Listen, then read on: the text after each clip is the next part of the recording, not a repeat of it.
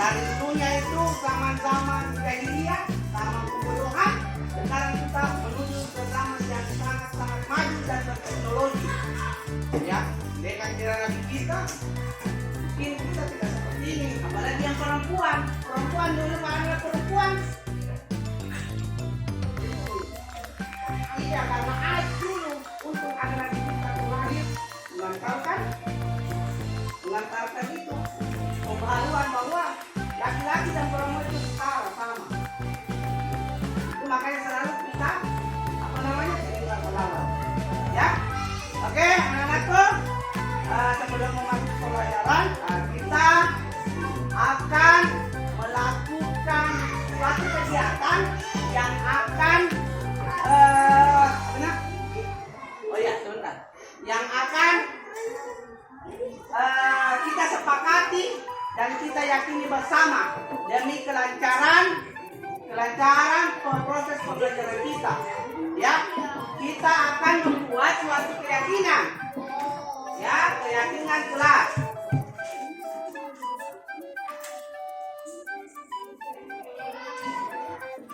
Ya. Dan kita harus sepakati bersama apa itu keyakinan. Jangan dulu ya. Nah.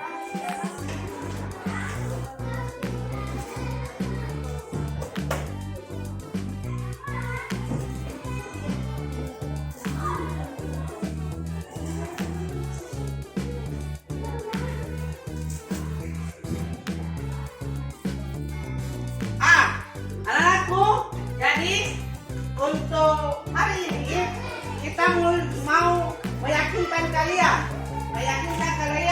supaya proses pembelajaran bagus dan semua yang kita yakini bisa dijalankan.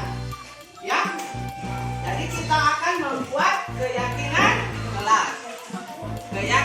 kelas yang kita harus sepakati bersama. Ya.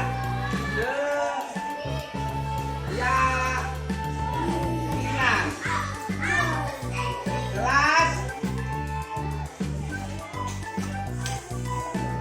5A. Ya.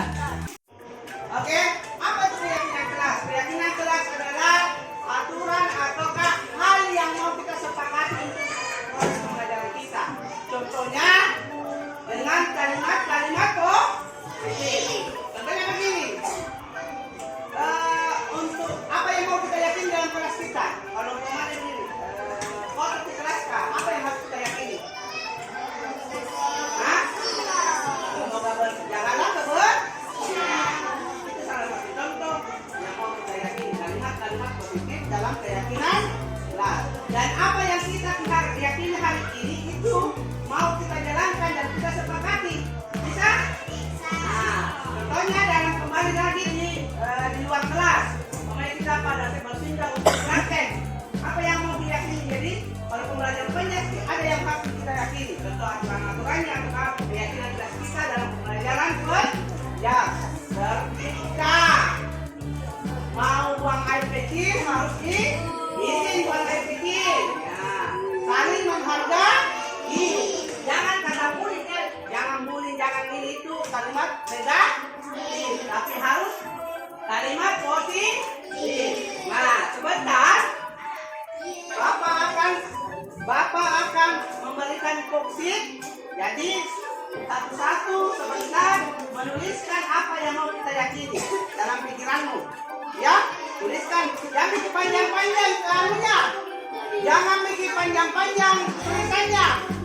Ya, jangan bikin panjang-panjang tulisannya. Cukup sederhana saja. Karena kalimatnya bersifat universal. Kalimatnya itu universal, semua bisa menjangkau. Nah, contohnya tadi, jangan bullying, jangan mengejek. Berarti harus apa? Itu menghargai. Itu saling menghargai. Bisa?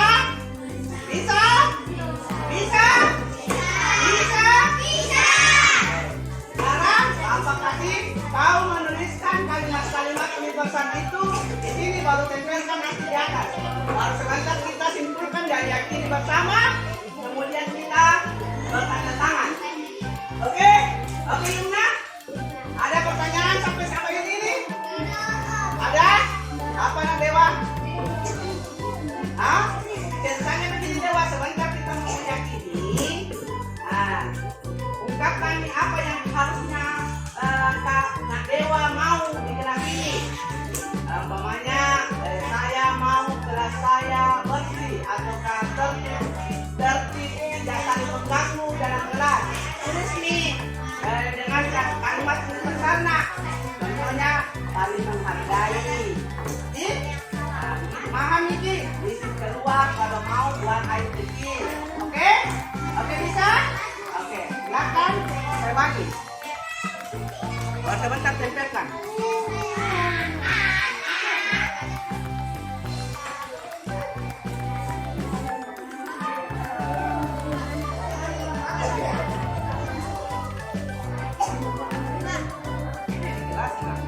Kelas.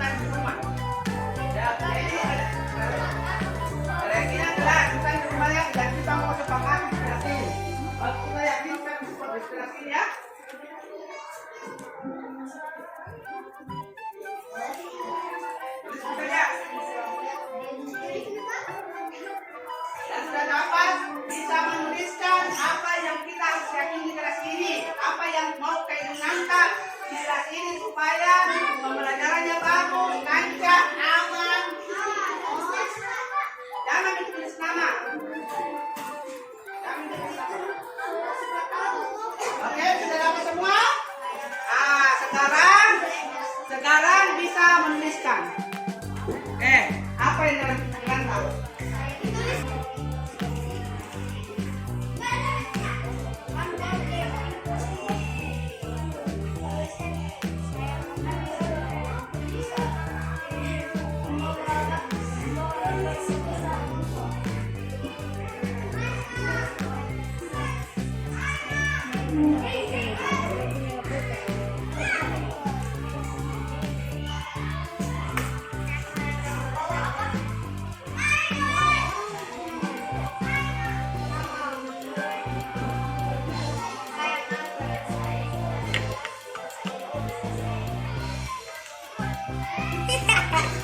Kalau yang sudah silakan cepetkan di atas sini. Baru kita sama-sama satu lain. Oke. Satu-satu.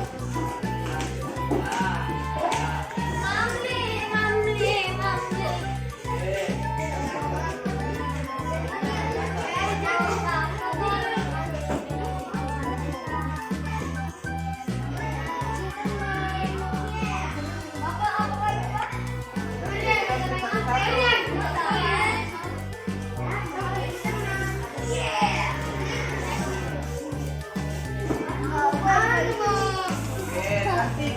yang sudah kembali milih. Bapak sama-sama yang baik.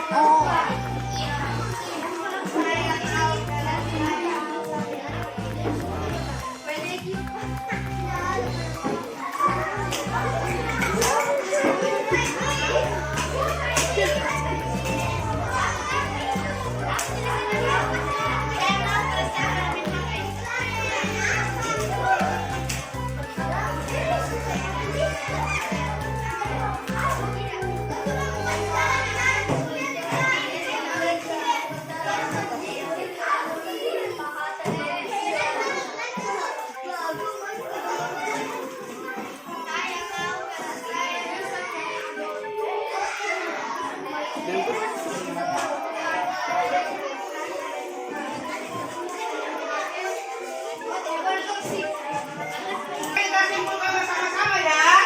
Di depan ada yang mengatakan tidak ada kekerasan, berarti kita saling menghargai. Satu, saling menghargai.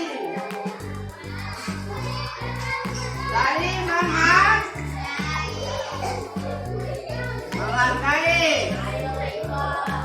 Ada lagi. Baik kepada teman sama. Tidak ada kekerasan pada murid, guru dan murid. Ini masuk saling menghormati nih, menghargai dan menghormati.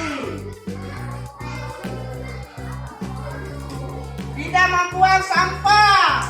Setelah kita bersih, berarti jagalah jagalah kebersihan.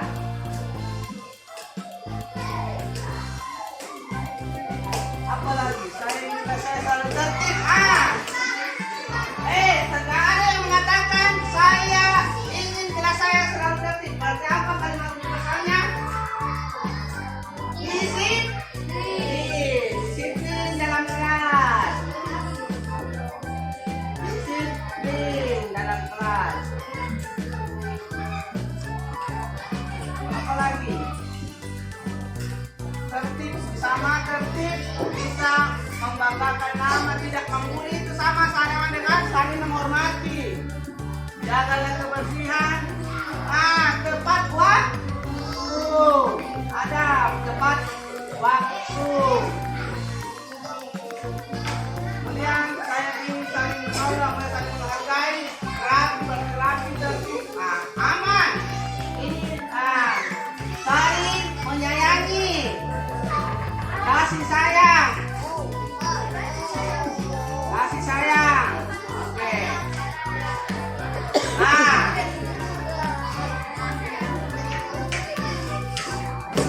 Oke. Oh ini, adek.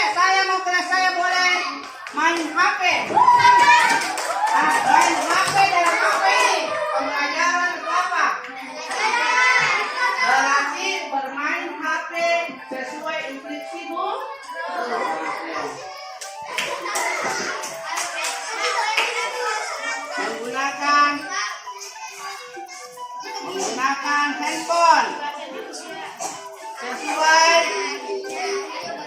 instruksi guru.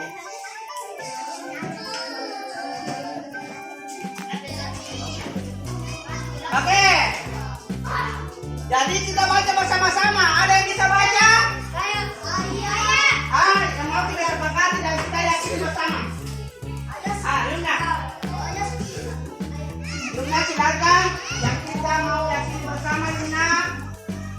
Dan kita mau jalankan bersama. Iya, baca dulu. 1. Saling menghargai dan menghormati. 2. Jagalah kebersihan. 3. Disiplin dalam kelas. Oke. 4. Tepat waktu. 5. Kasih sayang. 6. Menggunakan HP sesuai instruksi guru. Oke, bisa kita sepakati? Bisa. Oke. Jadi dalam pembelajaran banyak nantinya dalam kelas ini yang kita harus sepakati. Oke? Disiplin, saling menghargai, kemudian jagalah kebersihan. Oke. Maka dari itu sekarang kita sepakat, berarti Bapak juga sepakat dan Bapak mau juga bertanda tangan. Ayo satu-satu bertanda tangan di sini. Siapinnya sini. Ayo kita cari sini. Bertanda tangan warna ini ya. Oke. Apa mau bertanda tangan?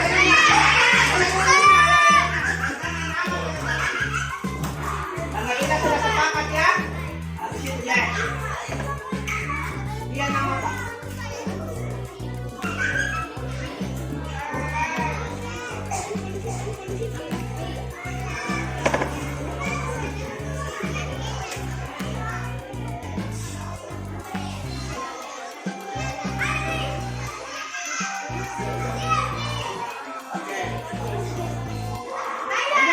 Lanjut.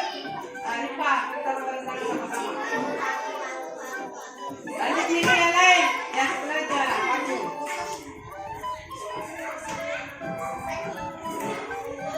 Nanti kita sudah sepakat ya. Oke, ini kita yakini bersama, oke? Jadi kita harus yakini dan kita harus terapkan ya.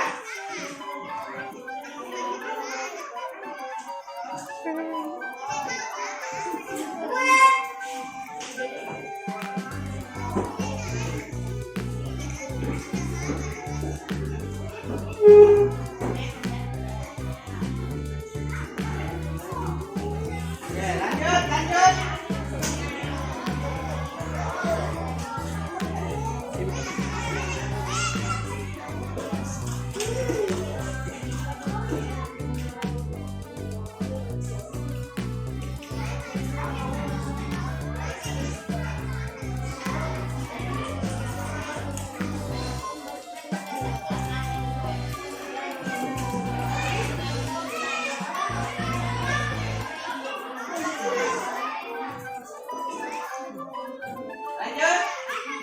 lanjut. Mata kalau laki-laki ya. Ini skor.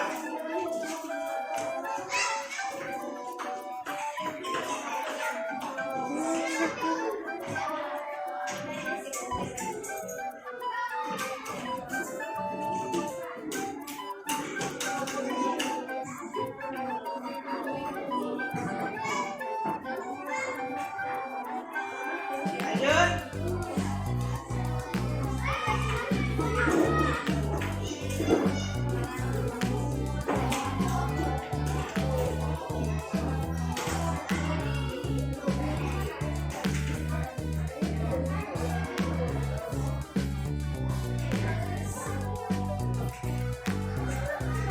Lanjut.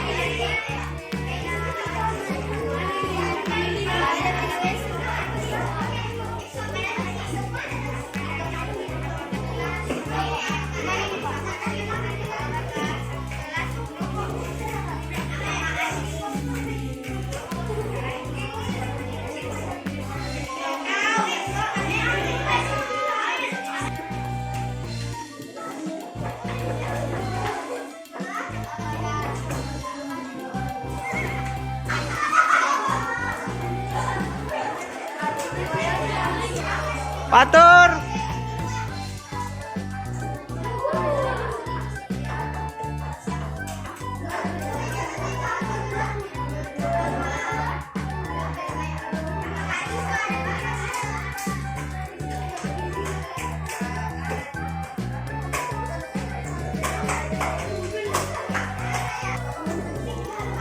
Oke, anak-anakku, terima kasih kalau kita sudah sepakat tentang aturan kelas kita, ya. Bukan, kita sudah sepakat keyakinan kelas kita, yaitu saling menghargai dan menghormati segala kebersihan, disiplin dalam kelas, jaga waktu, kasih sayang, dan menggunakan HP sesuai instruksi guru. Oke, ini aturan keyakinan kelas kita ini bisa diterapkan mulai hari ini. Bisa? Kalau kita sudah sepakat dan tanda tangan bersama aturan kelas keyakinan kelas kita sudah bisa dilaksanakan. Dengan Bapak tanda tangan juga ya.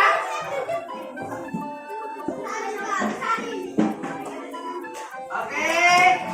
Jadi kita sudah yakini bersama sekarang proses dan kita mau terapkan sebentar sampai seterusnya keyakinan kelas ini. Sekarang boleh bergerak untuk berganti baju untuk kita memulai pembelajaran PJS di luar. Terima kasih. Saya tunggu di depan. Assalamualaikum warahmatullahi wabarakatuh. Assalamualaikum warahmatullahi wabarakatuh.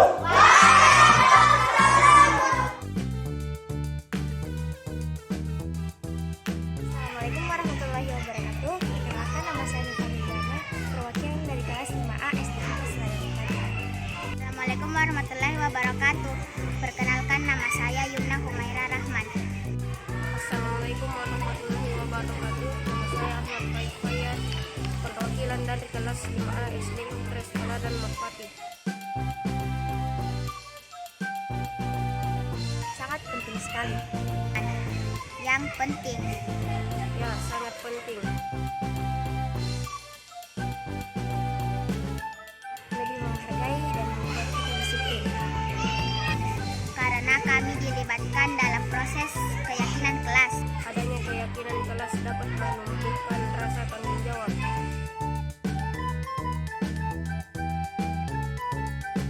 Anak saya sangat senang. Sangat bahagia. Rasa sangat senang. HP sesuai dengan instruksi guru. Saling menghargai sesama teman. Disiplin dalam proses pembelajaran.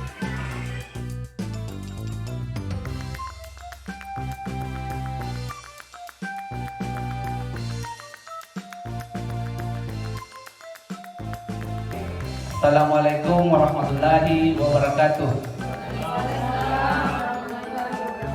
Yang pertama-tama, terima kasih Ibu Kepala Sekolah telah menyempatkan waktunya dalam pemaparan aksi nyata kami di calon guru pendidikan calon guru penggerak angkatan 10 tahun 2024 yang di Kabupaten Batang ini. Alhamdulillah Bu, hari ini saya sudah masuk di modul jadi 1 ke-4 tentang budaya positif. Maka dari itu Bu, sebentar ini saya akan berbagi praktik baik kepada teman-teman rekan guru tentang apa itu budaya positif, bagaimana itu budaya positif dan apa yang akan kita lakukan tentang budaya positif ini. Sebelum itu Bu, mungkin ada penyampaian dari Ibu terkait dengan kegiatan ini. Dengan hormat, ya, saya persilakan Bu tentang masukan dan tanggapannya sebentar tentang kegiatan ini. Terima kasih Bu. Bismillahirrahmanirrahim. Yang saya hormati Bapak dan Ibu guru. Assalamualaikum warahmatullahi wabarakatuh. Jadi kembali kita mengucapkan puji dan syukur. Alhamdulillah kita masih berada di tempat ini dalam keadaan sehat walafiat. Salawat dan tasbih dua salam tercurah kepada junjungan kita Rasulullah Nabi Muhammad SAW. Jadi terkait dengan kegiatan hari ini bahwa teman kita Abah Mulia adalah salah satu CGP Angkatan 10 yang tentunya sebentar akan memberikan dan berbagi praktik baik terkait dengan materi yang sudah diterima pada pendidikan guru penggerak, utamanya pada materi budaya positif. Kita semua berharap bahwa apa yang telah diterima, apa yang telah didalami ilmunya dalam kegiatan pelatihan guru penggerak ini, semoga kita bisa mengambil pembelajaran dan itu bisa kita implementasikan pada diri kita sendiri maupun kepada murid-murid kita. Dan untuk mempersingkat waktu, karena masih ada dua rekan kita sebentar yang akan menyampaikan juga praktiknya, saya persilakan saja kepada Pak Paso untuk menyampaikan materinya. Sekian dan terima kasih. Assalamualaikum warahmatullahi wabarakatuh. Assalamualaikum warahmatullahi wabarakatuh. Terima kasih Bapak Ibu, teman-teman rekan guru SD Presbyterian Merpati atas waktunya kembali tentang pengubahan ini. Terima kasih Ibu Kepala Sekolah juga telah menyempatkan waktu untuk masih menemani kita di siang hari ini. Oke, Bapak Ibu, ini tentang budaya positif. Budaya positif itu Bapak saya ulangi kembali tentang materi yang kami dapatkan di CGP di modul 1.4 ya. Iya, modul 1.4 tentang budaya positif. Budaya positif ini implementasinya sebentar itu ujung-ujungnya berpusat pada murid. Iya, ujung-ujungnya.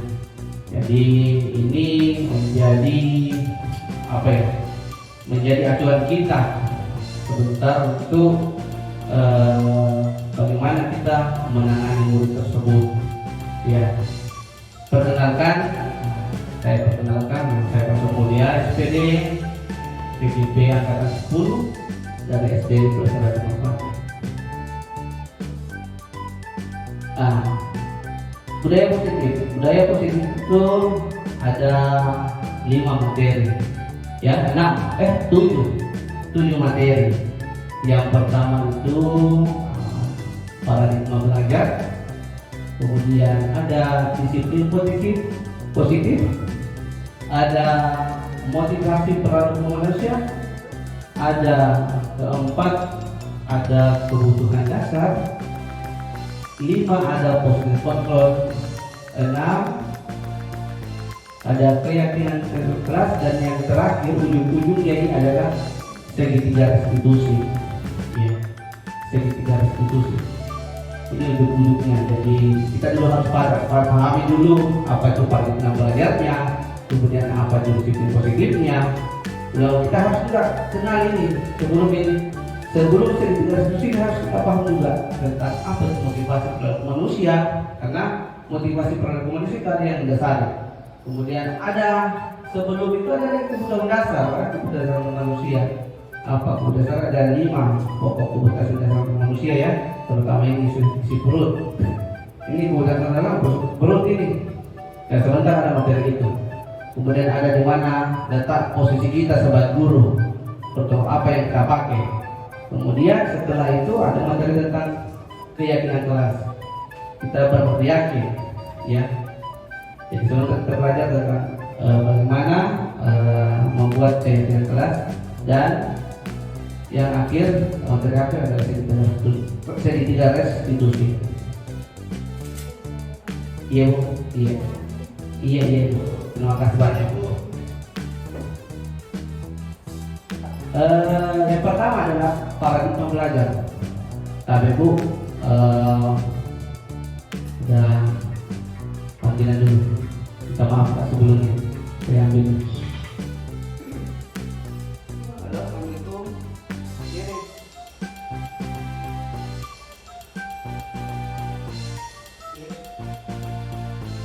Oh iya aman. Jangan iya ini mama ini jangan lagi ini atau oh iya atau ini malah sudah jelas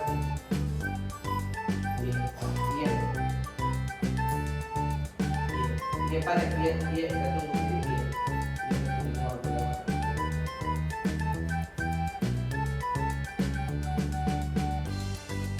Oke. Tadi minta maaf Bu, ada sesuatu yang bersifat urgen terkait PPDB itu. Oke, yang pertama adalah paradigma belajar. Itu paradigma belajar adalah apa itu paradigma belajar? Yaitu pembelajaran paradigma baru, merupakan pembelajaran yang berorientasi pada penguatan kompetensi dan pengembangan karakter yang sesuai dengan nilai-nilai Pancasila. Kemudian, pembelajaran paradigma baru ini memastikan praktik pembelajaran yang ujung-ujungnya berpusat pada murid. Kembali lagi, intinya berpusat pada murid, yang mana setiap murid belajar sesuai dengan kebutuhan dan tahap perkembangannya. Ya. Nah, kemudian pembelajaran paradigma baru ini dilakukan melalui kegiatan-kegiatan pembelajaran, ya, di dalam kelas, intrakurikuler atau kokurikuler atau di luar kelas, dan ekstrakurikuler yang mewujudkan profil prajurit Pancasila. Ini kembali lagi tadi, ujung-ujungnya berpihak pada murid. Yang mana bisa kita sampaikan tadi, mau diambil di intra kan, di luar kelas, kurikuler ataukah di ekstra. Iya. Jadi ini yang kita sebutkan, yang kita masukkan itu program pembelajaran paradigma baru. Iya. Selanjutnya ada apa itu paradigma belajar? Nah, di depan kita ada stimulus respon, ada teror kontrol. Paradigma belajar itu di stimulus respon realitas kebutuhan kita sama, tetapi di realitasnya kebutuhan kita berbeda. Ya, jadi kalau umpamanya stimulus respon itu apa yang kita pikirkan biasanya realitasnya itu kebutuhan kita sama. Pada teror kontrol realitas kebutuhan kita berbeda. Kemudian stimulus respon, semua orang melihat yang hal yang sama. Jadi pandangan orang ini, pandangan orang. Nah, di teori kontrol, setiap orang memiliki gambaran yang berbeda. Iya. Jadi kembali jangan disamakan di pandangan tak, karena berbeda. Di sini kita saja menghadap ke sana, saya mungkin bisa melihat ruangan ini berbentuk segitiga. Iya. Kita mungkin berbeda juga. Mungkin kita bisa melihatnya berbentuk lingkaran kapas. Iya. Atau kabur. Mungkin saya bisa melihat kabur di sana karena saya minus. Padahal kalau orang melihat tadi stimulus responnya sama, padahal berbeda. Jadi itu mengenai dari kontrol. Jadi apa yang kita lihat, apa yang kita pandang itu bisa saja orang berpandangan berbeda yang jadi samakan di semua. Kemudian di stimulus respon itu kita mencoba mengubah orang yang berpandangan sama dengan kita. Iya, di stimulus respon. Jadi kita mencoba mengubah orang untuk agar sama pandangan tak mempengaruhi. Yang mempengaruhi pandangan kita. Iya, kau harus ikut sama saya. Umpamanya saya merah, kau harus juga merah. Ya, seorang guru umpamanya kau harus anak-anak, kau harus berlatih ekstra bola. Harus begitu, tidak boleh. Nah, di dalam kontrol kita berusaha memahami pandangan orang lain tentang dunia. Jadi itu tadi. Dia itu pandangan untuk dunia bahwa kebutuhannya dia berbeda, mungkin dia suka ini, kalau kita paksakan tidak boleh. Stimulus respon juga perilaku buruk dilihat sebagai satu kesalahan. Di teori kontrol, semua perilaku memiliki tujuan. Nah, ini jadi tidak selamanya kalau di stimulus respon kembali, semua yang buruk itu kesalahan. Padahal jangan sampai karena perilaku buruk itu dia mendapat pembelajaran yang berharga. Iya, itu sebuah pembelajaran yang berharga dari perilaku buruk itu. Padahal itu semua perilaku di dalam semua perilaku memiliki tujuan. Makanya itu. Teori kontrolnya semua perilaku memiliki tujuan. Contohnya kan perilaku buruk tidak selamanya juga berdampak negatif, karena itu bisa menjadi pembelajaran untuk hari esok. Pokoknya perilaku buruk kita sekarang kemarin pernah emosi atau apa, kita sadar dengan itu ternyata salah. Oh, saya mau berubah. Nah, kemudian orang lain bisa melihat stimulus respon.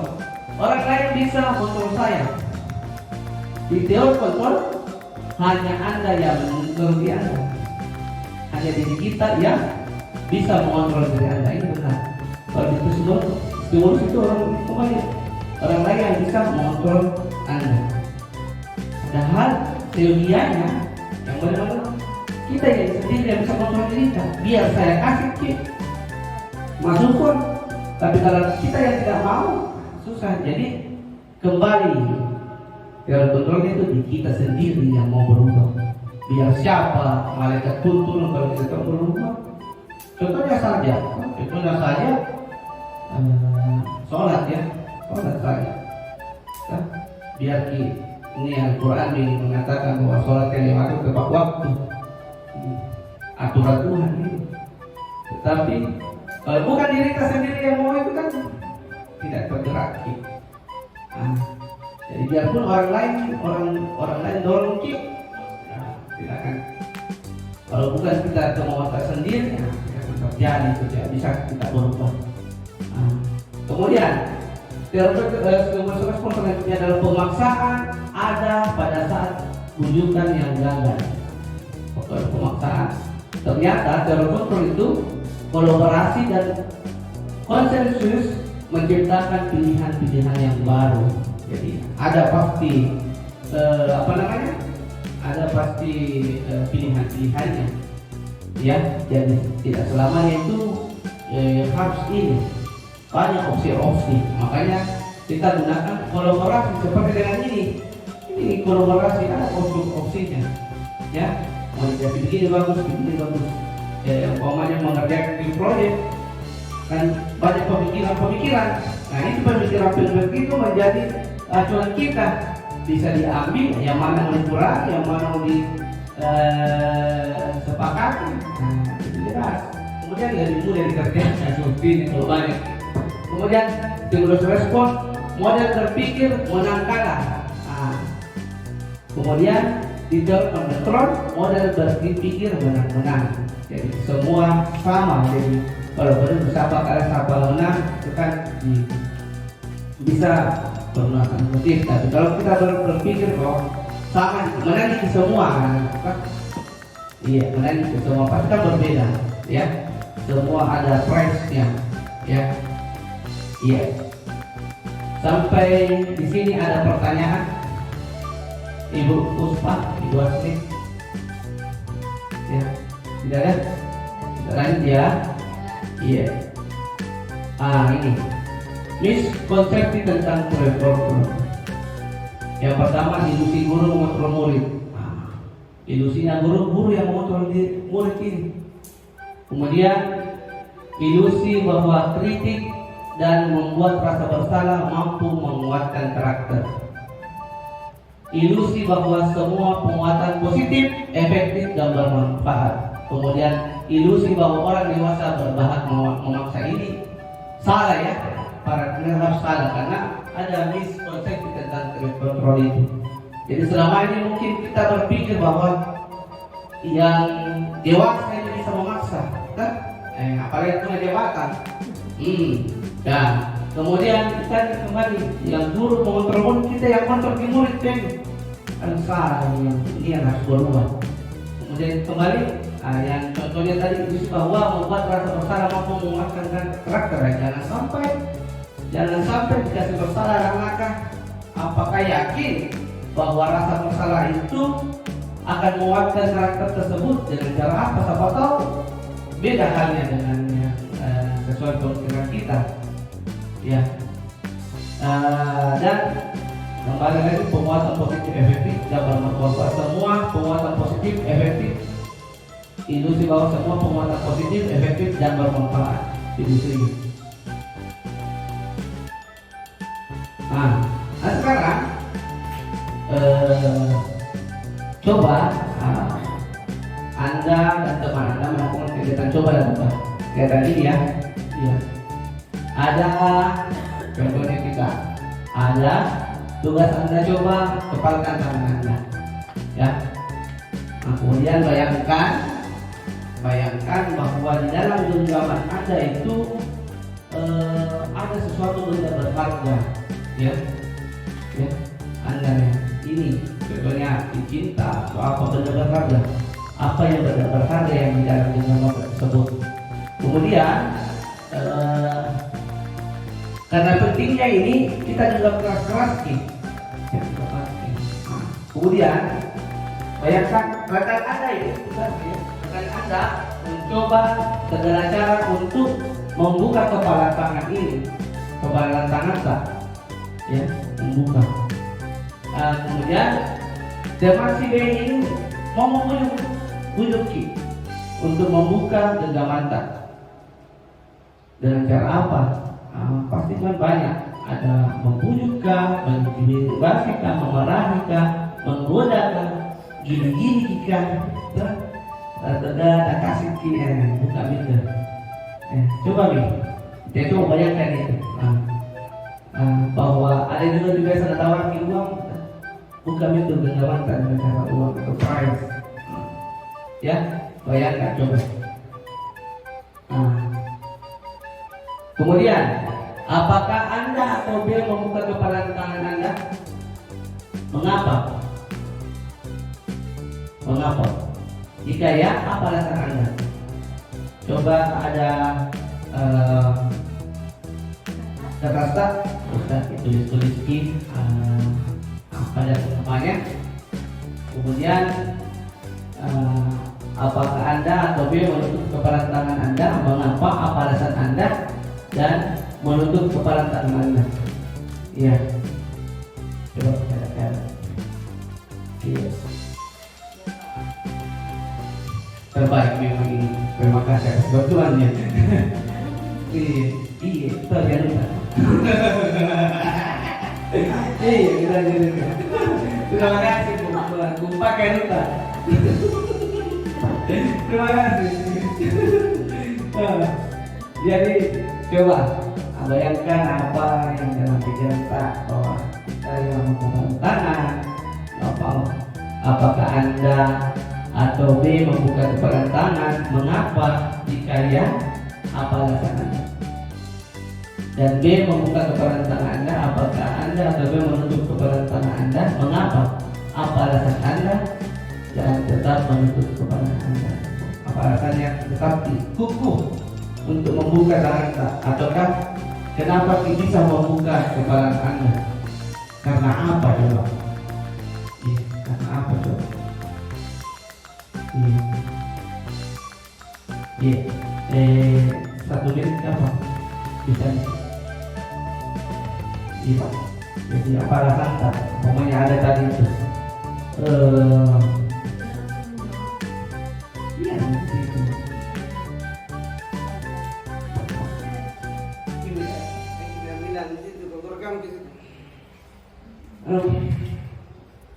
Iya.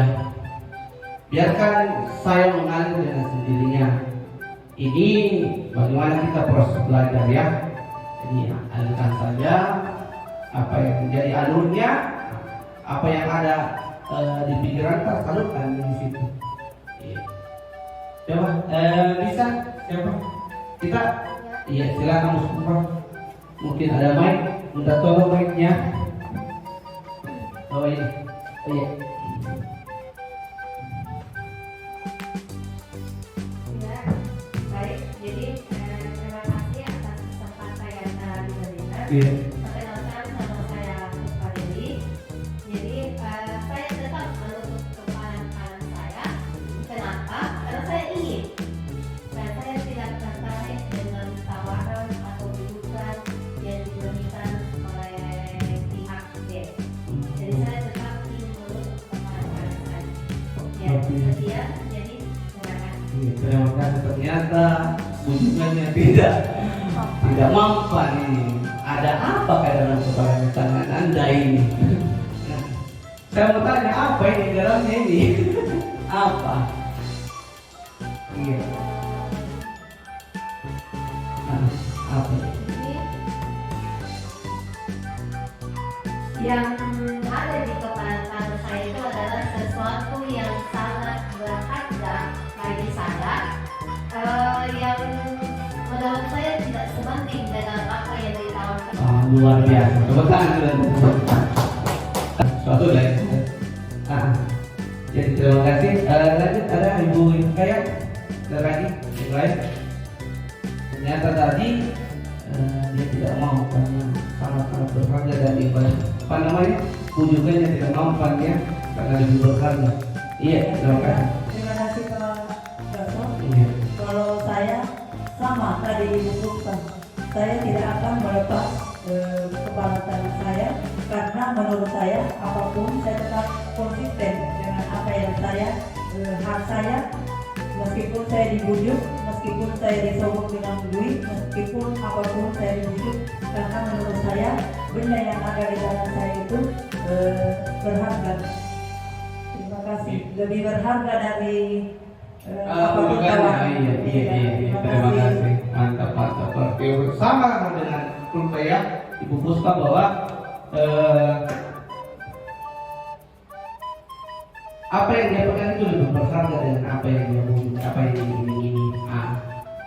Dalam kegiatan ini tentunya sesungguhnya siapa yang memegang kendali atau kontrol untuk membuka atau menutup kepala tangan. Intinya itu tadi, yang menjadi kontrolnya itu siapa? Kita sendiri. Biarpun apa yang mau dikasihkan, apa yang mau dibujukan, digelitik. Kalau kamu tidak buka, dia akan terbuka. Ya begitu dalam pemikiran. Walaupun apa isinya, paradigma apa, teori apa, tapi kalau masih hati tidak tertutup, dia akan tersalurkan, nanti akan masuk ke pemikiran-pemikiran ini. Iya, satu pun saya lihat dulu karena ada tak rekam ya. Oke, jadi itu tadi kembali pemikiran-pemikiran itu biarpun dicekokin kita kalau kita tidak mau susah. Jadi kembali itu tergantung pada diri kita sendiri. Masuk ke materi disiplin positif. Apa disiplin positif? Begini. Disiplin positif merupakan pendekatan mendidik anak melalui kontrol diri, ya, dan pembentukan kepercayaan diri.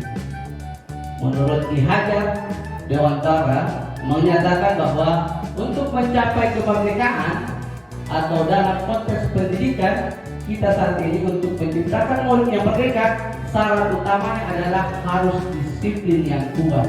Intinya disiplin. Kemudian disiplin yang dimaksud adalah disiplin diri, yang memiliki motivasi internal.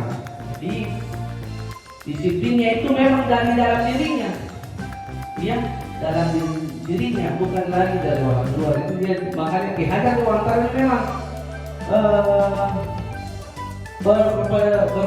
berpikir tentang disiplin itu harus dari dalam diri. Motivasinya harus internal, bukan eksternal. Yang mana dikatakan disiplin positif ada berbagai macam. Ada satu, kepatuhan, ketaatan, mengikuti aturan, ketidaknyamanan, dan hukuman. Itu termasuk disiplin, ya. Jadi harus disiplin positifnya. Ada banyak lah disiplin positif. Sekarang Bapak Ibu coba ada video yang saya sajikan. Coba kita dengarkan apa yang ada di isi video tersebut. Anak yang punya kepatuhan atau punya kesadaran. Apakah Anda ingin mengontrol anak atau memberdayakan anak? Kalau tujuannya kesadaran, kalau tujuannya anak yang berdaya, maka disiplin positif caranya. Apa yang membedakannya?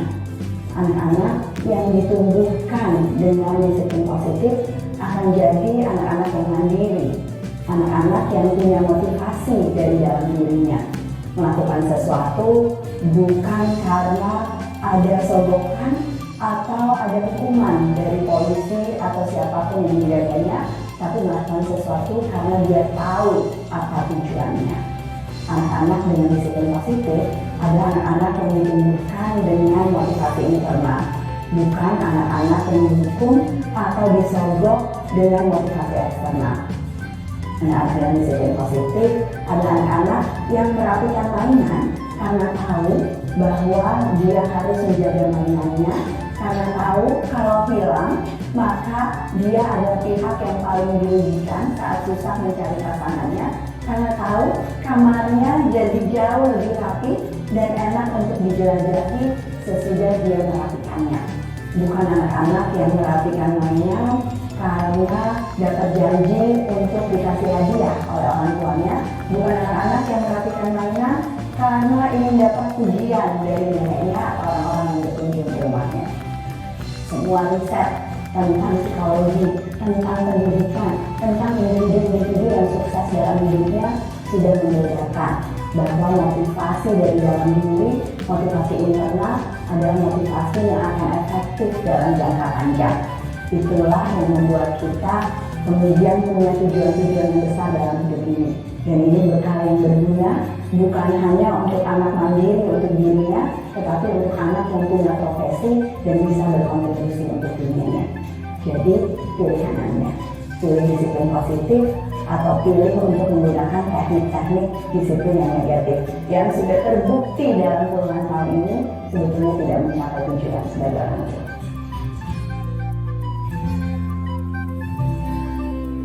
Ya, bagaimana perasaan Ibu melihat video tadi tentang disiplin positif? Pasti terbuka di pemikiran kita bahwa memang yang harus kita lakukan di sekolah itu membangun disiplin seperti itu. Jadi kita sebagai pendidik, tujuan kita adalah menciptakan anak-anak yang memiliki disiplin diri sehingga mereka bisa berperilaku dengan mengacu pada nilai-nilai kebaikan yang universal dan memiliki motivasi intrinsik dan bukan ekstrinsik. Jadi ini kembali dari dalam dirinya. Bagaimana ini diceritakan? Jadi jangan lagi berpikir ubah itu sampai lama bahwa hukuman atau apa itu kan tidak membangun hati ya. Jadi kita yang dorong bagaimana mengacu disiplin positifnya itu dari dalam dirinya. Jadi dia bukan berarti ada guru di depannya bahwa dia mau ambil sampah, itu yang salah. Jadi ada disuruh atau ada temannya yang dorong itu tidak. Dia secara umum bahwa dia harus sadar bahwa di lingkungan sekolah ini siapa yang harus jaga dengan cara apa. kalau melihat sampah bagaimana, pastikan kalau umpamanya disiplin positif itu ada dari dalam dirinya pasti dia ambil tanpa ada gurunya lagi, tanpa disuruh lagi, tanpa lagi berteriak-teriak, sampah, ambil sampah ya. Jadi dia kita dorong. Itu tugas-tugas kita menciptakan dan mengasah bagaimana disiplin positif itu bisa tumbuh dalam diri anak secara secara mandiri, kemudian tanpa ada tekanan dari luar. Ya, jadi motivasinya itu dalam dirinya. Ya, next ya. Ini contoh-contoh budaya positif yang ada di sekolah kita. Ada ini banyak dari karena budaya positif itu hadir karena pembiasaan. Anak-anak itu kalau dibiasakan pasti tinggal ya. Iya. Kalau umpamanya kita budayakan di sekolah, lama tidak lama pasti karena selalu dilakukan berulang-ulang muncul itu budaya tersebut. Contohnya ada salat duha, ada pembiasaan datang jumpat, salam sapa, ada apel pagi, apel dulu di apel pagi, kemudian ada mengaji, ada budaya kita patabe, apalagi kita ini budaya Bugis Makassar ya, terutama Makassar kita di budaya pesisir masih kental itu. Ciptakan di sekolah memperkenalkan dan memperkuat budaya ini, mempatabe, apa sipaka tahu, sipaka nakbir. Tentunya dengan pembiasaan ini itu pasti melekat. Jadi budaya ini tidak tergerus oleh zaman, ya, iya. Karena coba kita sekarang lihat bagaimana sih empati masyarakat itu kan sudah hilang. Kau dia tahu dan kena itu yang tidak bilang orang di sini. Jadi dia kita dorong bagaimana mengajarkan atau mempraktekkan bagaimana budaya-budaya positif itu bisa ada di sekolah. Sebenarnya tadi pembaca salam sapa, kemudian membaca sama-sama, membina sampah. Hari-hari ini yang dilakukan masa tidak tinggal. Iya, masih ada tidak tertanam di benaknya bahwa kesadaran ini bahwa begini dulu pasti dia akan salah dan sendiri. Yang penting sesuatu yang berulang-ulang, ya itu akan menjadi budaya. Atau itu sesuatu yang berulang-ulang dan itu baik, itu akan menjadi budaya. Ya, iya. Lanjut ya. Sekarang nilai-nilai kebajikan. Jadi materi ini sudah kebajikan. Nilai ini apa itu nilai kebajikan? Nilai ini merupakan paling besar dari sikap dan perilaku kita atau nilai-nilai yang merupakan fondasi kita berperilaku. Ya, jadi ini fondasinya. Ada yang pertama profil pelajar Pancasila. Yang pertama beriman bertakwa kepada Tuhan yang Maha Esa dan berakhlak mulia, mandiri, bernalar kritis, berkebinekaan global, bergotong royong dan kreatif. Yang ini profil pelajar Pancasila. Kemudian ada Payo Ibo Primary Youth Program PEP. Yang diharapkan di sini nilai-nilai kebajikannya adalah sikap murid, toleransi, rasa hormat, integritas, mandiri, menghargai, antusias, empati, keingintahuan, kreativitas, kerjasama, percaya diri dan komitmen. Ya, komitmen. Nah, setelah itu lanjut ya. Jadi ini paling besar tentang nilai kebajikan ini bisa kita adopsi. Apa budaya-budaya dari paling besar ini kita adopsi di sekolah untuk diterapkan untuk menjadi budaya positif. Yang mana yang kita ambil? Jadi ada komitmennya kan. Tapi yang paling pokok kan sekarang kita di kurikulum nasional, ya kita gunakan kurikulum nasional dan kurikulum merdeka. Tapi sudah menjadi kurikulum nasional, ya karena hampir semuanya yang sudah pakai. Iya. Itu tadi profil pelajar Pancasila. Kalau mau ambil yang semua boleh saja, tapi yang dikembangkan itu dari profil pelajar Pancasila. Ya. Next adalah tadi di teori motivasi. Apa teori motivasi itu? Banyak teorinya. Apa yang mendasari orang berbuat itu kan apa itu motivasi? Motivasi suatu harapan ya, yang membuat kita mau bergerak, membuat kita mau makan, membuat kita mau melakukan, pasti ada motivasinya. Contohnya saja, kita seorang dewasa biasa nenek motivasikan, ya. Pokoknya saya mau kondangan di sana, biasa malas ya, tapi karena dia kacet termotivasi. Ada di sana kan motivasi dari luar. Nah, kemudian biasa juga tidak mau biasa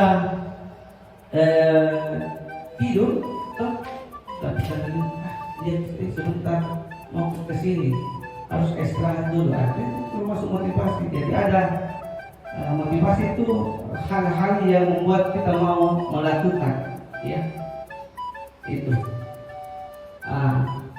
Jadi di motivasi itu ada 3, ya.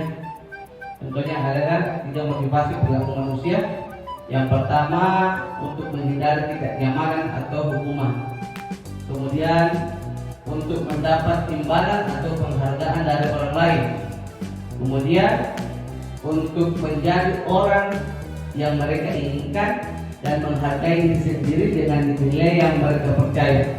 Itu 3 motivasi perilaku manusia.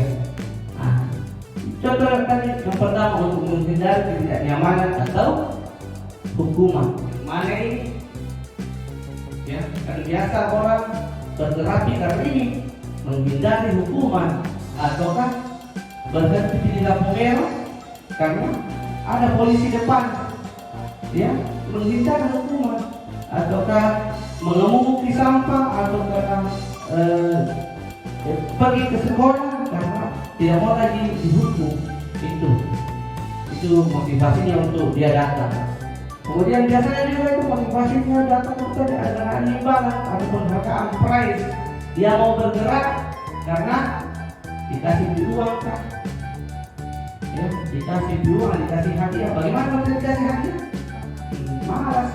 Ada kurang dikasih sedikit. Dia tidak mau dikasih sedikit beri. Nah itu karena motivasi itu karena dia bergerak karena prize, uang ataukah hadiah. Jadi kalau tidak ada itu, ini ada baiknya, ada buruknya. Iya, ada baiknya, ada buruknya, tapi biasanya kebanyakan buruk. Iya, baik kalau umpamanya dikasih prize, dia hanya menginginkan prosesnya, tapi kalau prize ini bukan jasa. Yang diharapkan itu menjadi orang yang mereka inginkan atau menghargai diri sendiri dengan nilai yang mereka percaya. Jadi dia bergerak karena diri sendiri, ada motivasi dalam dirinya. Oh, saya mau belajar karena mau pintar, mau sukses. Mau saya juara, juara harus ke latihan, ya harus ke latihan. Itu motivasi dalam diri. Kalau tidak latihan, saya tidak akan juara. Saya tidak lolos. Jadi itu motivasinya. Iya, ya. Contoh saja. Kita di olahraga itu Cristiano Ronaldo, dia motivasinya karena dia ingin sukses, bakat tidak ada, tapi karena motivasinya saya ingin sukses. Suksesnya bagaimana? Saya belajar, saya berlatih sungguh-sungguh. Tambah jam pelajaran, jam latihannya dari biasa 8 jam, dia karena kasih lagi 12 jam atau 10 jam. Itu motivasinya tinggal dari diri sendiri dan paksaan. Padahal aturannya, kalau pelatihnya mengatakan dia di seorang Cristiano Ronaldo 8 jam kita latihan, tapi karena ada motivasi dalam dirinya sendiri kasih lebih, karena ada keinginannya yang lebih, ada keinginan karena itu keinginan dalam diri sendiri, makanya itu hebat sekali. Kalau umpamanya kita ciptakan anak-anak yang memotivasi dirinya sendiri untuk melakukan, contohnya belajar, contohnya membersihkan, cepat datang, ambil bagian rapi, motivasi itu. Itu yang perlu kita dorong, bagaimana menumbuhkan motivasi itu. Iya. Di samping itu motivasi juga kemudian ada dikatakan 5 kebutuhan dasar manusia. Jadi ini apa hakikatnya kita seorang manusia adalah kebutuhan dasar. Yang pertama itu kebutuhan bertahan hidup. Mau apa namanya di dunia ini mau hidup survive dengan cara apa? Pasti makan, minum, ya. Bagaimana mau bergerak kalau poinnya ini hakiki nih kebutuhan dasar bertahan itu makan, minum, ya, aman, ya, itu untuk survive. Kemudian ada kasih sayang dan rasa terima, yang cinta, love, ini motivasi kebutuhan dasar seperti mau dicintai. Kemudian ada penguasaan, kemudian kemerdekaan, kebebasan, kemudian kesenangan. Ini kesenangan, kebahagiaannya. Iya, jadi 5 kebutuhan dasar ini ada di kita otomatis gini, karena itu tadi contoh apanya, bagaimana kita mau belajar kalau masih lapar, bagaimana? Mau bangun bergerak kalau lapar, betul dipenuhi dulu itu semua. Bagaimana mau bergerak dia kalau dalam di sini atau dalam ruang ini mau dia tidak nyaman bagaimana mau tinggal? Anak-anak juga begitu. Kemudian bagaimana dia mau mengerjakan tugas kalau dia tidak senang? Iya, karena dia bergerak karena tidak ada kebutuhan hidupnya di situ, dia tidak aman, tidak senang. Makanya ini yang kita harus mengerti apa kebutuhan dasar manusia. Kalau sudah kita tahu ini, dapat kita sebentar menelaah. Oh, kenapa dia sampai begitu? Apa? Oh, ternyata dia butuh ini. Ternyata dia rasa sayangnya yang kurang dalam dirinya. Saya kasih munculkan itu rasa sayang. Kemudian dia mungkin dia tidak bebas, terkungkung, tidak merdeka. Iya, tidak merdeka dia. Pemain yang mau dia ini ada mengungkapkan pendapat dalam pasal dihalang, jangan membawa, kan dia tidak merdeka. Tes lagi, iya. Jadi dia jangan sekali-sekali ya. Jadi harus ada kebebasan, kasih ekspresi, tapi dengan jangan itu merdeka bukan saja bahwa bebas apa, bebas melakukan apa, tapi bebas sesuai dengan aturan dan norma yang ada. Iya. Penguasaan itu kan penguasaan apa ya? Bagaimana kita bisa mengontrol orang itu kan ada sifat dasar sebagai jabatan, atau ada juga material kebutuhannya selain dihargai orang. Iya, mau dihargai. Bagaimana mau kita datang ke suatu kelompok kalau kita dihargai? Maka itu harus kita tahu apa 5 kebutuhan dasar kita. Kemudian, di sini ada hukuman, kemudian ada disiplin ya. Tes gagal, hukuman itu suatu yang menyakitkan yang harus terjadi. Kemudian ada identitas yang berhasil, ada disiplin, konsekuensi, sesuatu yang harus terjadi. Kemudian ada restitusi. Restitusi merupakan pilihan. Jadi identitas gagal itu dalam hukuman adalah suatu yang menyakitkan yang harus terjadi. Untuk konsekuensi sesuatu harus terjadi. Kemudian restitusi merupakan pilihan. Contohnya kalau umpamanya tadi ada anak-anak salah, kamu itu kau betul salah betul kok harus kelari, harus kepukul itu hukuman. Lari ke 10 kali putaran, tidak ada tidak pandang bulu, ya. Yang penting lakukan dulu, ya, tanpa mendengar itu jalan. Kemudian ada konsekuensi kan, yang harus terjadi konsekuensinya. Kemudian ada restitusi. Tidak nyaman untuk murid dihukuman dan jangka waktunya panjang. Kemudian korban mendapatkan keadilan. Kemudian murid anak akan tersakiti. ya. Kemudian perilaku pasif agresif meningkat, sistem tidak akan berjalan bila murid tidak takut, ya. Di konsekuensi, ya, yang tidak nyaman itu murid anak untuk jangka waktu yang pendek. Kemudian korban bisa diabaikan. Jadi kalau dikasih hukuman korbannya mendapat keadilan, konsekuensi korban bisa diabaikan. Tetapi pada restitusi itu korban mendapatkan ganti. Jadi kalau umpamanya pecahkan di botolnya, ya dihukum, korban ini jatuh si A, untuk mendapat keadilan dihukum ini push up 10 kali, push up 10 kali sudah dikasih hukuman. Tapi korbannya nih yang punya botol ini terabaikan, tidak kembali. Memang iya dihukum, tapi dia kembali, tidak ada apa namanya, ada tidak keadilan di situ, ya. Ada korbannya bisa diabaikan tadi, dan contohnya apalagi bagaimana kalau pulang kemarahan ke rumahku, ada tidak jatuh betulku, padahal sudah dihukum, kemudian, tapi kalau direstitusi pasti korbannya mendapat ganti. Iya, korban yang diganti dengan cara apa, bagaimana? Karena ada solusi yang kita dorong pada restitusi. Kemudian murid kalau dihukuman, murid anak akan tersakiti. Sanksi atau konsekuensi murid anak dibuat tidak nyaman. Konsekuensinya contoh, bagaimana anakku? Itu konsekuensi. Bagaimana anakku sebentar kalau pemain kamu bermain bola, lantas saya tidak kasih pada saat bermain bola kamu melanggar, kau dikasih keluar satu kelas.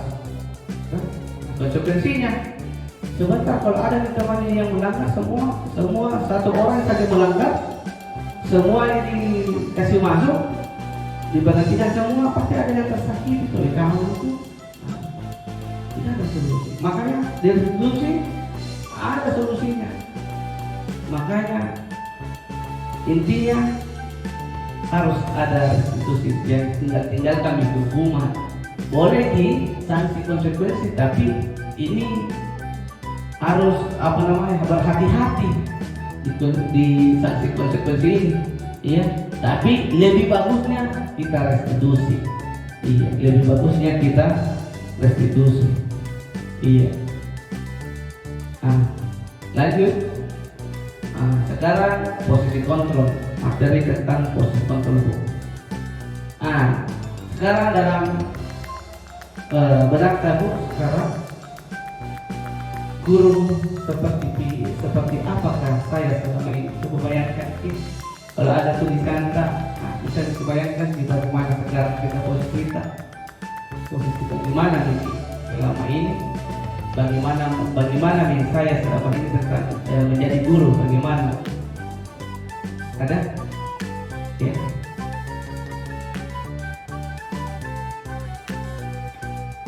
Ya, dari pikir-pikir Bu.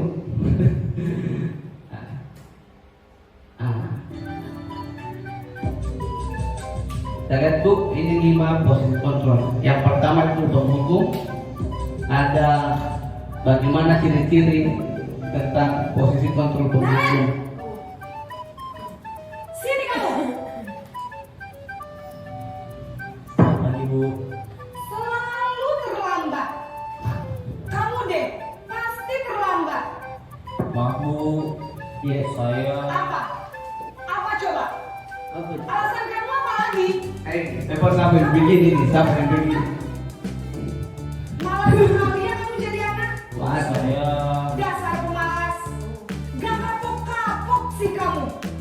Sudah berapa kali terlambat? Sana, kamu keliling lapangan basket 2 kali. Kenapa saya harus keliling lapangan basket, Bu? Kenapa? Kamu melawan ibu. Berani-beraninya jawab. Sudah terlambat, masih berani jawab pula. Sekarang, keliling lapangan basket 5 kali sekalian. Biar kapok. Cepat. Ya. Bagaimana Bu?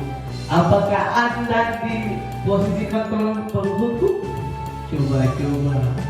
Ya, selama ini ada apa pernah kita melakukan ini? Kalau saya pernah. Ternyata aduh, ini pernah saya langsung dia saya tanya, lihat itu, kau terbang berani atau bukan sebelum masuk, ada kau 10 kali putaran, push up kick.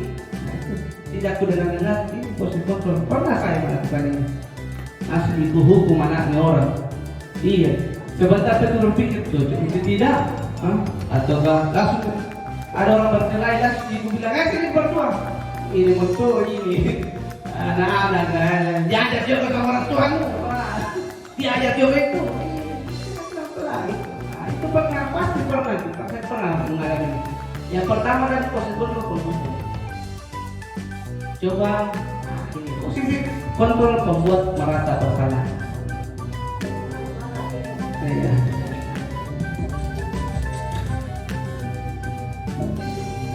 Apakah pernah tidak ini? Nah, mentau ini. Nah, siapa sini sesuatu begini? Digali. Betul ya, gali ini, gali kayak semuanya. Gali. Ya, bikin ibu susah ya. Kalau kamu terlambat lagi, nanti ibu yang ditegur bapak kepala sekolah, nak. Disangka ibu tidak bisa membina kamu. Duh, gimana ini? Maaf Bu. Duh, Gusti Naren. Kamu suka ya kalau ibu ditegur bapak kepala sekolah? Terus, sekarang ibu harus tulis apa ini di buku absen? Ini kamu sudah sering terlambat loh. Ibu harus apa coba? Maaf Bu. Maaf sekali. Ya sudah, lain kali jangan bikin ibu susah lagi ya nak ya. Ibu tidak akan kuat lagi kalau kamu begini terus. Bisa jantungan kalau ibu ditegur bapak kepala sekolah. Sana cepat kelas. Maaf ya Bu. Maaf sekali. Iya. Ini posisi kontrol pembuat merasa bersalah. Apa yang biasa begini? Saya juga biasa. Kenapa mau itu nak? Iya, kenapa mau pilih? Tidak malu-malu, itu malu-maluku saya sama ibu, malu-maluku sama ini ya. Ini pembuat posisi kontrol guru sebagai pembuat merasa bersalah. Iya. Ini jadi biasa kita lakukan ini harus kita rubah. Kemudian, lihat posisi kontrol sebagai teman. Ini kita lihat videonya dulu. Ya, bagaimana posisi kontrol sebagai teman? Sampai tidak seperti begini.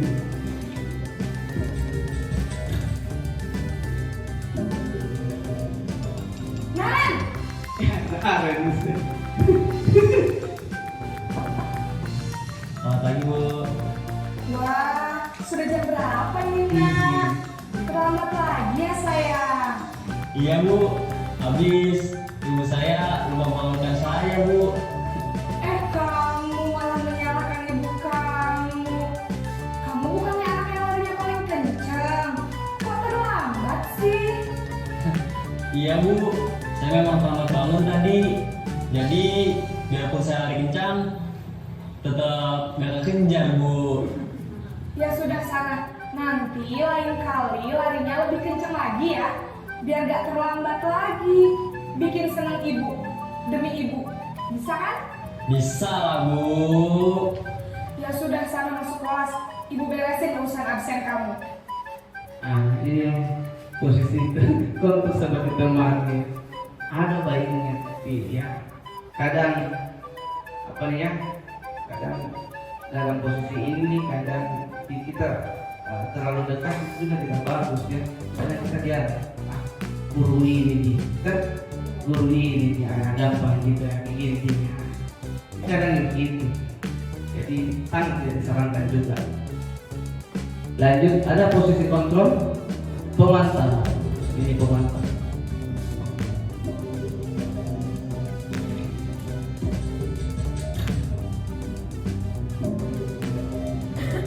Naren!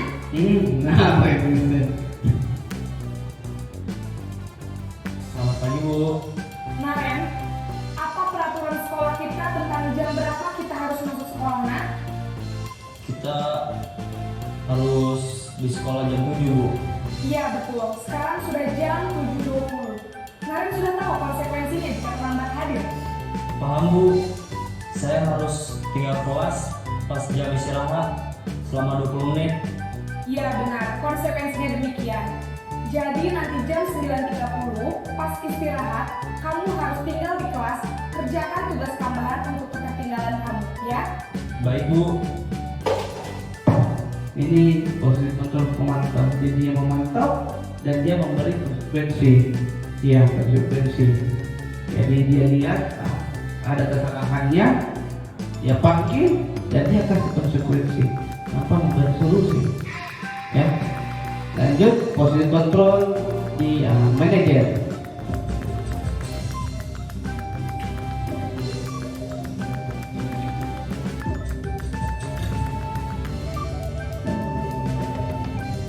Naren!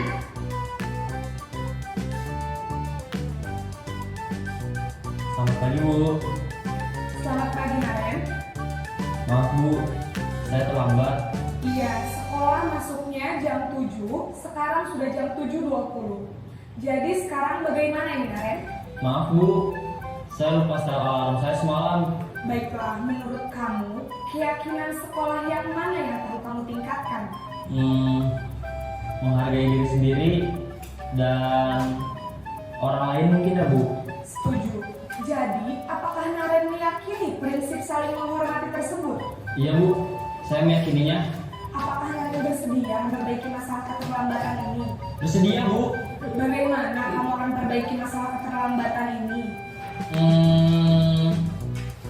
Saya akan coba untuk tidak lupa menyetel alarm saya Bu. Baik, kalau Naren lupa menyetel alarm di rumah, ada orang yang kira-kira bisa bantu mengingatkan tidak? Ada Bu, kakak saya, Kak Emma. Ada lagi selain Kak Emma? Selain Kak Emma, ada ibu saya. Baik, jadi yang mengingatkan Naren adalah Kak Emma dan ibu kamu ya? Kira-kira akan mulai set alarm kapan nih Naren? Setelah pulang sekolah, akan segera saya lakukan. Baik, jadi Naren akan setel alarm untuk bangun besok pagi dan akan diingatkan oleh kakak dan ibunda Naren ya.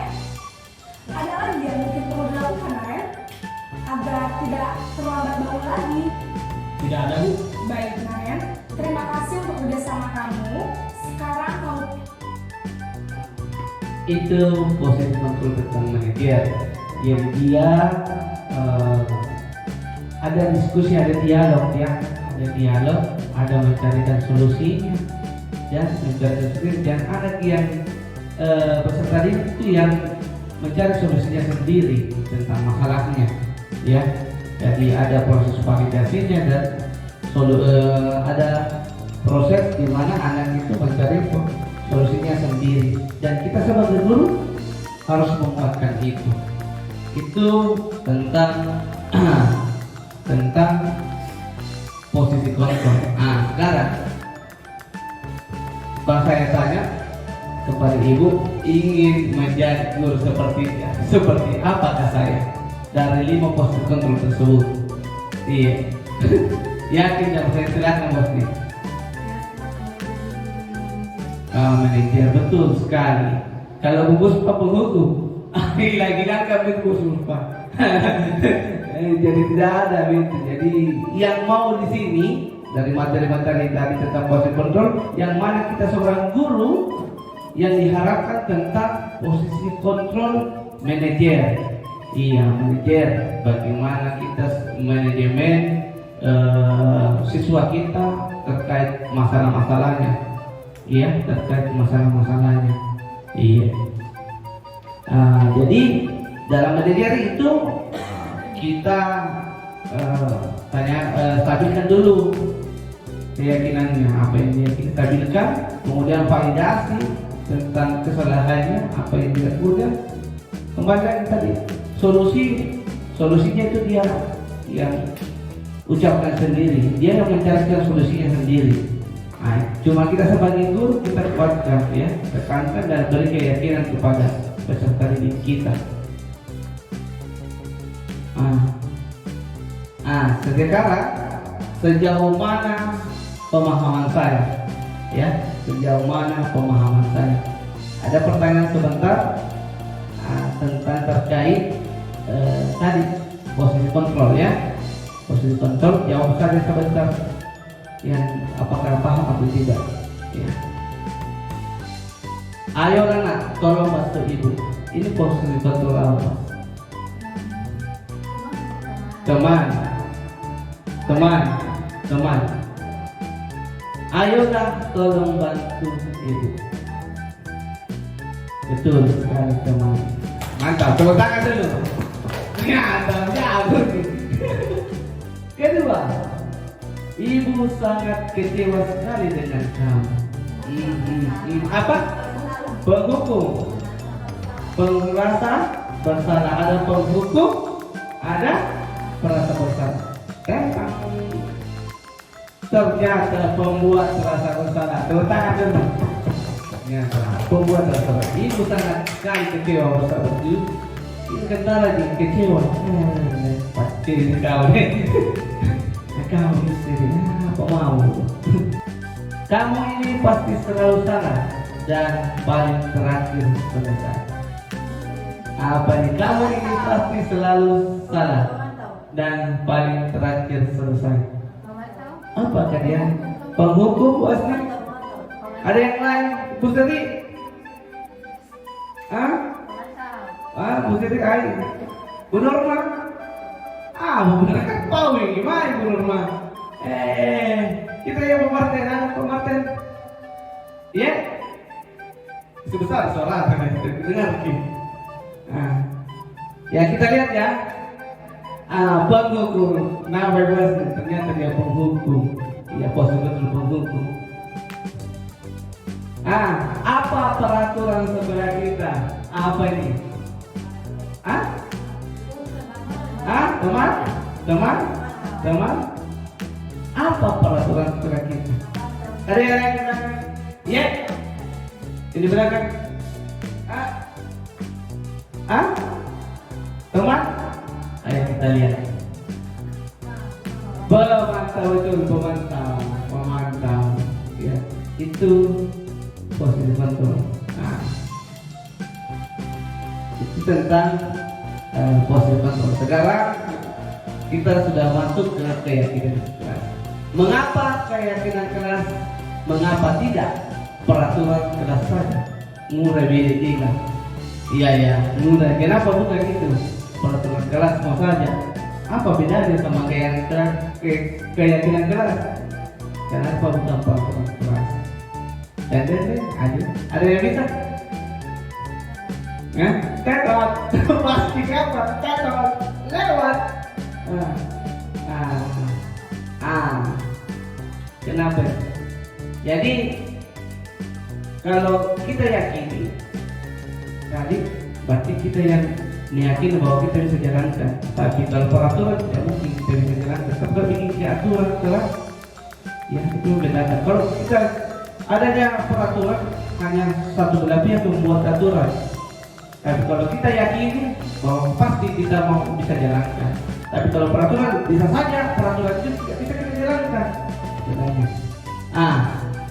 Bagaimana cara pembentukan keyakinan kelas atau sekolah? Jadi untuk membuat keyakinan kelas itu harus dibuat dalam bentuk positif. Jadi tidak ada yang negatif. Mamanya yang mana keyakinan kelas. Terlambat datang bayar 10.000 itu bukan keyakinan kelas karena bernuansa negatif. Iya, yang positif ikan murah. Lari itu kan hukuman negatif. Jadi dibuat dalam bentuk positif. Kemudian pernyataan universal. Siapa yang hendaknya membentuk keyakinan kelas atau keyakinan sekolah? Ya, semua warga sekolah hendaknya ikut berkontribusi dalam pembuatan keyakinan kelas lewat kegiatan surah pendapat. Kemudian suatu yang dapat diterapkan di lingkungan tersebut. Jadi harus kita yakini bahwa apa yang kita yakini harus diterapkan. Jangan diyakini kalau tidak bisa diterapkan. Contohnya tadi, kalau umpamanya meyakinkan si anak datang cepat, kita juga harus datang cepat. Kalau kita yakini bahwa rambut panjang itu tidak bagus, kita juga jangan rambut panjang. Iya, karena itu yang harus kita yakini dan harus bisa dieksekusi. Percuma kalau umpamanya kita meyakinkan kalau kita tidak bisa laksanakan. Iya, jadi keyakinan keras itu sesuatu yang harus diterapkan di lingkungan tersebut pasti. Yang jangan bikin muluk-muluk, tidak terlalu banyak. Iya, jangan bikin banyak-banyak, tas 100 poin begitu. Yang muluk-muluk saja. Cepat datang, rapi, tertib. Iya, tertib. Iya, tapi dalam berkeyakinan itu harus dirembuk semua pemangku kepentingan itu harus ada. Baik dari anak, ya. Apalagi kalau keyakinan sekolah yang mau kita buat, ya harus ada orang tua, harus dari guru, kepala sekolah, komite, dan ada juga perwakilan anak supaya mereka juga yakini. Ya, kemudian bersedia meninjau kembali keyakinan keras dari waktu ke waktu. Jadi ada refleksinya, iya, dalam keyakinan tersebut. Lanjut di tadi poin ke-7 ada restitusi. Jadi dalam keyakinan itu sudah dituntut tadi ada pembuatan keyakinan kelas, ada segitiga restitusi. Yang dimana ini apa itu segitiga restitusi? Restitusi ada yang pertama menstabilkan identitas, kemudian validasi tindakan yang salah, kemudian menayakan keyakinan. Iya. Jadi kalau umpamanya sudah meyakinkan bikin di kelas untuk umpamanya ada yang tidak sesuai keyakinan kelas yang melakukan anak murid atau kita, caranya ini segitiga restitusi. Iya, ya pokoknya ada yang melanggar keyakinannya. Ini tadi caranya segitiga restitusi. Apa itu segitiga restitusi tadi? Proses menciptakan kondisi bagi murid untuk memperbaiki kesalahan mereka sehingga mereka bisa kembali pada kelompok mereka dengan karakter yang lebih kuat. Jadi yang pertama tadi menstabilkan identitas, kemudian validasi tindakan yang salah, kemudian menanyakan keyakinan. Apa itu menstabilkan identitas? Ini bahasa-bahasanya atau cara-caranya. Dalam restitusi dari apa pertama menstabilkan identitas ini bahasanya. Contohnya berbuat salah itu tidak apa-apa. Ini juga bisa ditenangi, jadi tidak ditenangi dengan anak. Tidak ada manusia yang sempurna. Semua itu pernah kita lakukan. Bapak juga pernah melakukan itu. Iya pernah, karena itu sifat dasar manusia. Kemudian kita bisa menyelesaikan ini. Kemudian Bapak Ibu tidak tertarik mencari siapa yang salah dan Bapak Ibu ingin mencari solusi dari permasalahan ini. Kamu berhak merasa begitu. Apakah kamu sedang mencari menjadi teman yang baik buat dirimu sendiri? Itu pertanyaan pertama pada saat menstabilkan identitas. Tapi biasanya yang paling banyak digunakan itu tadi Bapak, Ibu, saya juga pernah melakukannya. Iya, manusia gini. Walaupun kalau pemain mau di pasar daerah, silahkan bawa bahasa daerah. Semoga apa ya? Tenang benar. Betul ya kemana gede kan? Tapi namanya manusia juga ya. Tahu gini, ada tuh perasaan sama itu semua. Ya stabilkan dulu, stabilkan cara. Ada masalah. Jadi cara-cara itu menstabilkan identitas. Kemudian validasi tindakan yang salah. Apa yang kita lakukan dalam restitusi kedua atau tahun kedua dan ditanyakan apa masalahnya. Kenapa sampai dia berbuat begitu? Kenapa bisa dia terlambat? Kenapa bisa memukul? Kenapa bisa dia membuli? Itu kenapa bisa dia menjatuhkan? Itu kan harus ditanya. Setelah tadi stabilkan. Jadi yakin ya, kamu tuh ini tidak tanya, nggak boleh, harus ditanya. Jadi kamu pasti punya alasan untuk melakukan hal itu. Kamu bangga pada dirimu sendiri karena kamu telah menjadi sesuatu yang penting buatmu.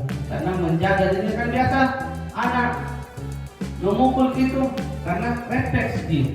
Refleks karena dia kondisinya dia bertahan. Iya bertahan. Iya bertahan menjaga dirinya sendiri. Jadi wajar itu. Wajar karena dia keamanan yang mencari. Kemudian kamu boleh mempertahankan sikap itu, tapi kamu harus menambahkan sikap yang baru. Kemudian padahal kamu bisa melakukan hal yang lebih buruk dari ini ya, itu salah satu validasi tindakan yang salah. Yang intinya tanya dia apa penyebabnya sampai dia melakukan hal itu. Setelah itu tahapan selanjutnya di segitiga restitusi adalah tadi yang ketiga adalah menanyakan keyakinan. Apakah kamu bisa mengingat keyakinan kelas kita? Apa saja yang kita sepakat? Jadi ya, ungkapkan, jangan kita, biarkan dia. Iya Pak, salah memang keyakinan kelas. Bagaimana apa yang cepat datang harusnya cepat datang. Apa jam berapa? Seperti jam sebelum jam 7. Oh iya, kita balik. Kemudian apa yang kita telah sepakati, apa yang kita sepakati jelas. Tanyakan apa yang pernah kita sepakati. Karena tadi materinya ada keyakinan. Iya. Kemudian bayangkan kita tentang kelas yang ideal. Kemudian kamu menjadi orang yang seperti apa? Masalah seperti apa? Tanyakan. Jadi ada feedback, ada interaksi antara guru dan murid. Nah, dalam hal itu tadi dalam itu ada solusi yang kita sampaikan, ada solusinya. Jadi tadi di materi selanjutnya sebelumnya itu ada manajer, ada solusi, ada solusinya. Jadi biarkan dia yang memecahkan masalahnya sendiri, kita cuma menguatkan. Jadi jangan lagi setelah menerima materi ini tidak ada misalnya lihatin teman-teman yang sedikit-sedikit lari, restitusi. Jadikan ini teladan sebagai rekan sejawat, teladan menjadi terutama mereka. Bagaimana dia mau menyapu, suruh anak-anak menyapu, dapat lagi menyapu. Bagaimana? Jadi harus teladan. Jadi kembali lagi mulai dari diri. Itu tentang restitusi. Ini ada video yang saya lakukan. Yang saya lakukan kemarin, bagaimana saya merestitusi, contoh-contoh restitusi. Hari ini kau berdamai dengan dirimu sendiri. Kita rehat. Ini rehat tadi tidak terlambat, Bi. Iya. Kemarin. Hari ini ajaklah dirimu besar. Berjujurlah pada dirimu, kau bisa percaya. Maafkan semua yang lalu. Walaupun di hati kecil. Luka-luka yang mengangkat, biar tentram yang berkuasa. Kau terluka untuk luka, katakan pada dirimu semua baik-baik saja. Mimiknya mukanya. Karena skenario sebelumnya yang saya panggilnya. Ini mimik tidak ada skenario sebenarnya aku panggil. Dan saya bilang minta tolong rekam ini. Yang jelas kita sebelumnya saya panggil dari satu. Alhamdulillah tadi Rehan ya. Tadi alhamdulillah dia sudah jalan sebelum setengah 6 kayak ini. Setengah 7 aja. Alhamdulillah kemarin juga saya restitusi beberapa anak. Yang paling menonjol itu kelas doa yang biasa yang ditemani. Oh ya, iya. Siapa namanya Lutfi? Alhamdulillah tidak memang karena ada penguatan. Ternyata di sini rasa kebutuhannya dia, karena dia tidak merasa aman. Tapi saya yakinkan bahwa pola ini apabila anak besar alhamdulillah sekarang tidak. Ini contoh juga salah satu contohnya bagaimana kita restitusi. Oke, baik Bapak Ibu, mungkin itu gambaran saya tentang budaya positif.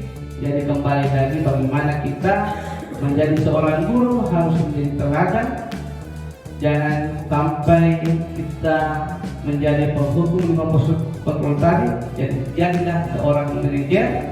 Bagaimana manajer itu melakukan semua tindakan kesalahan atau keyakinan itu dengan cara restitusi. Oke, Ibu Bapak, karena berhubung waktu, nanti kalau ada mau pertanyaan tentang yang tidak jelas, bisa kita sharing di mana, baik di rumah atau di tempat jasa ataukah di Gombel kan, silakan. Nah, karena waktu mungkin untuk perkataan saya untuk hari ini tentang budaya positif cukup sampai di sini. Kembali lagi kalau ada pertanyaan silakan chat saya. Mari kita sharing tentang positif ini. Oke, terima kasih atas waktunya. Ingat kita jadi teladan sesuai dengan visi guru kita. Tetaplah semangat untuk menjadi guru. Proses menuntun itu menuntun itu bagaimana menuntun anak menjadi menuju kebahagiaan dan keselamatan. Ini mau dalam pikiran tak mau ke sekolah, ke sekolah untuk menuntun, ke sekolah untuk jadikan anakku selamat dan bahagia. Itu. Kemudian tetap semangat, jaga kesehatan dan janji lupa bahagia. Terima kasih dari saya. Assalamualaikum warahmatullahi wabarakatuh.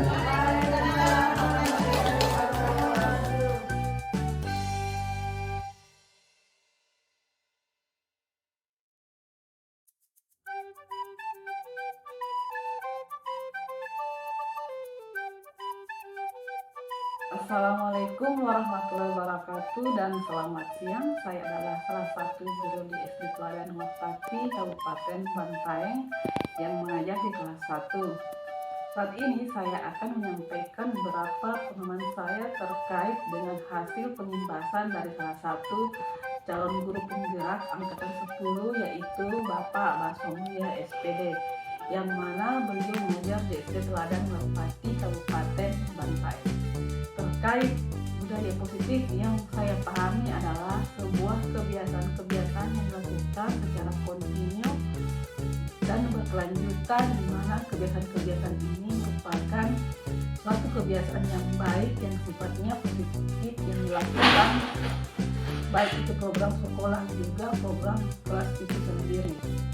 Kemudian bagaimana kita menciptakan budaya positif? Tentunya diawali dengan adanya keyakinan kelas atau juga disebut kesepakatan kelas yang dibangun berdasarkan dari ide dan pendapat baik dari siswa maupun guru itu sendiri, sehingga dalam proses pembelajaran dan menjalankan program sekolah ada kesepakatan atau keyakinan yang tentunya harus dipatuhi dan dilaksanakan, yang kemudian dari keyakinan kelas itu kita sebagai seorang guru tentunya memiliki posisi kontrol, diantaranya sebagai teman, pemantau, penghukum, sebagai manajer. Nah, disinilah kita menempatkan posisi kita sebagai seorang guru terkait dengan bagaimana kita menjalankan kesepakatan kelas atau keyakinan kelas itu sendiri. Kenapa? Karena tidak menutup kemungkinan bahwasannya dalam penerapan kesepakatan tersebut tentunya ada kendala. Salah satunya adalah indisipliner siswa. Indisipliner siswa itu tentunya cara menanganinya adalah sebagaimana yang sudah dijelaskan oleh Pak Masuk Mulia SPD, yaitu dengan menggunakan pola segitiga restitusi. Jadi pola segitiga restitusi ini tentunya seorang siswa memang diajarkan bagaimana siswa itu sendiri mencari solusi dari permasalahan yang dihadapi sehingga siswa itu merasa didengarkan. Kenapa sampai siswa tersebut melakukan kegiatan-kegiatan indisipliner yang bertentangan aturan kelas atau kesepakatan kelas yang telah dibuat. Dari pengimbasan yang Pak Baso Mulia laksanakan akan memberikan pemahaman baru tentang budaya positif. Terima kasih. Wassalamualaikum warahmatullahi wabarakatuh.